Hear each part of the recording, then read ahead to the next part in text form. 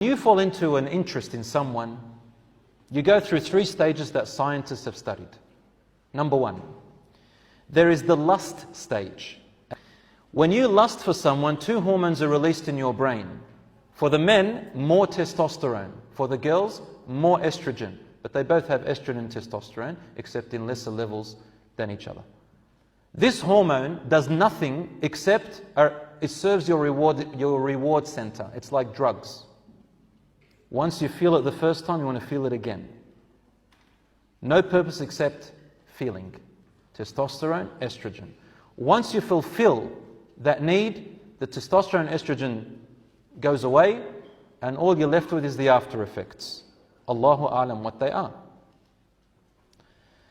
Once you fall into lust, there is a second stage if you continue following that relationship, and it's called attraction. When you get to the stage of attraction, it lasts for weeks or months. This usually happens in the halal way. They are the people who are engaged to be married. You have attraction. Attraction releases hormones called dopamine and other hormones, and it lessens something called serotonin. Serotonin gives you satisfaction, security, and so on. The others, they make you energetic. You start to fantasize a lot. You start to get energetic, start doing things you never did before. And then you say, wow, he's changed me. She has brought out something in me that I've never seen before. He said words to me that no one's ever said to me before. They just flooded me.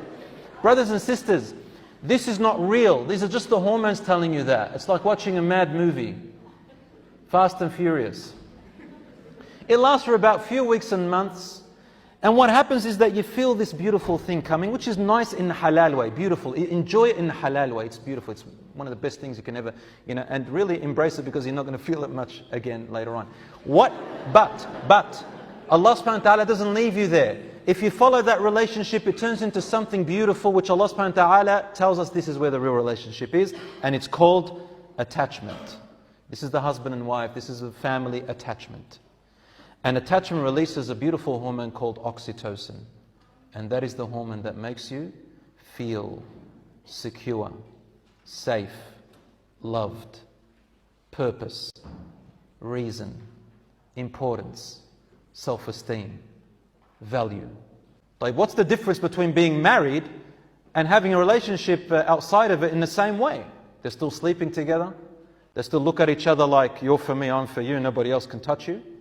They're still doing the same. Sometimes they share wealth together. Sometimes they have children together. They live together. 20 years, de facto, partnered, not married. What's the difference? A word. The only difference is one is commitment and value. The other one is not commitment and not as much value. He's not really valuing her. She's not really valuing him because they're not ready to commit. Wallahi, I've spoken to non-Muslims about this all the time. And they say, yeah. One non-Muslim lady says, we've been in a relationship for like 7 years. And I've been telling him, let's get married, and he's just not ready. I said, well, if he values you, he'll get married. He goes, yeah, I want him to value me. Value. Marriage is the best solution for staying away from this harm and from zina.